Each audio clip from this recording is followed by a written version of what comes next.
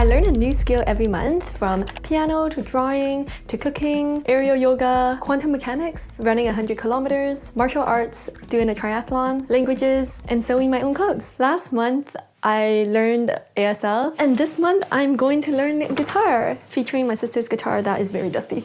Because I kept thinking to myself, if I just started all those years ago when I wanted to, I would be so good by now. But the next best time to start is today, so that's what I'll be sharing. I have this exact system breaking down how I learn one new skill every month. And the first thing is to have a list. It doesn't have to be super complicated. Mine is just a simple to-do list. And every year I just pick the ones that I want to try. Here you can see in 2025, I had to work it around my travel plans. And you can see at the end of the year, I started squishing all the things I wanted to learn. Like in November, I learned 3 or 4 things. In December, it was also like 3 or 4 things. And I basically just have a rough outline and spend like 5 minutes planning how I'm going to learn. Once you have the list, you basically just pick one skill from that list for the next month. So for me, since I travel all the time, I try and plan skills that I can do from my phone or anywhere if it's a heavy travel month. Having an assigned month helps so much because it makes sure that there's a deadline. So you have to do it. Even if you didn't do anything in the beginning of the month, you know you need to lock in at the end of the month. So the next thing you want to do is decide on one goal. For me, when I was practicing piano, that was just to play a song that I liked. It was a metalcore song, so I had to pay somebody to transcribe it for me because I really wanted to play it. So that reward was motivation for me to continue practicing. When I was learning how to sew, my goal was just to make one shirt or one meditation cushion because I actually did sewing in 2 different months. My goal for drawing was just to draw one picture. It was actually this picture of my old apartment building because the views were really nice. For martial arts, it was just to take one class, and I ended up taking around 1 class per week because I just did free trials at all the places in my area. So I actually thought it would be so expensive to do all these skills and hobbies, but it wasn't because I could just do free trials, and also I have adult money now. It was just a matter of making time for it. Oh, in the quantum mechanics month, my goal was to just read one book, and when I got stuck in parts of the book, I added on watching one video. So I was just learning linear algebra on Khan Academy. The thing is, you have to make these habits super easy. A lot of people make a mistake here because they think that you need to spend an hour practicing a language every day, which you can do, but you need to have a backup or a bare minimum version. So on days where you're too tired or too busy, you don't feel bad for breaking the streak or not learning. For me, when I was learning languages like Mandarin and ASL, my bare minimum was just spend 2 minutes on an app I was learning on. When I was learning about quantum mechanics, it was just read one sentence or read one page. Even on the most busy days, I would just read a page. It takes like a minute, or I would read it on the train. For piano or any instruments, it was just practice for at least 5 minutes, which sometimes I did at the end of the night before going to bed, but it got so fun that I ended up practicing until like 3 a.m. You can also set weekly habits instead of daily. So when I was learning sewing, the sewing machine at my library, it was a weekly drop-in, so I would do it weekly. And when I was learning how to cook, each week was a themed cuisine. So I tried Japanese, Korean, Mediterranean. I tried Spanish one week, but for the week, it's like as long as you make one dish of that cuisine by the end of the week, then you hit your goal. So it's like so bare minimum. Like you can fit it into any schedule no matter how busy you are. My favorites were the Asian cuisines. Who would have thought? Oh, I also tried Indian. I always thought cooking would be so boring, like it's just chores, you have to do all the dishes, but I actually had so much fun with it, exploring the different cuisines. And all the food looked so good too. The next step is to do it before the deadline. For me, I have a Notion template to really keep me on track because I really don't want to break the streak, and every day I basically know exactly what I'm supposed to do so I can work my schedule around it. Because when you make these a non-negotiable, you kind of just plan for them and then it becomes easier. My favorite thing is having this calendar because just seeing all the check marks that I've done makes it so fun. It's just very satisfying. You have to pair the reward with the habit so that you actually continue with it. I also have a bunch of reminders. My phone and all my devices' home screens are filled with widgets that remind me of my habits. I don't even put any social media apps on my phone or my iPad because if it's out of sight, then it's out of mind. So I need to put things that I want to remember, like my habits. It's so funny because I got this iPad from Facebook Marketplace, and then we ended up doing the exchange outside of the Apple store, and I was like, sorry Apple, I don't want to give you any more money. So here's an example. It's literally only widgets, and it's so good because every day I just see my streaks and all the habits I need to do. There's like cute colors and visualizations, and it just feels so satisfying. So I basically set up all these systems to make it really hard not to do the habit. When you really incentivize yourself to do these habits, to make it fun and rewarding and easy, then you'll make more progress, staying consistent regularly than trying and then failing. I also feel like having a clear structure while having flexibility within that structure, because as long as you do the habit by the end of the day, you're good. That really helps ADHD brains, because we can't have full structure, but we can't have full chaos. It needs to be something in between. So that's actually how I plan all my days. First of all, I love having a calendar of stuff to do, but of course sometimes this gets overwhelming. So then I break it down by week, and then I also break it down by just like a list. And this is so helpful because it really is what works for my brain. Like, it gets rid of all these overthinking dependencies. All I have to do is just check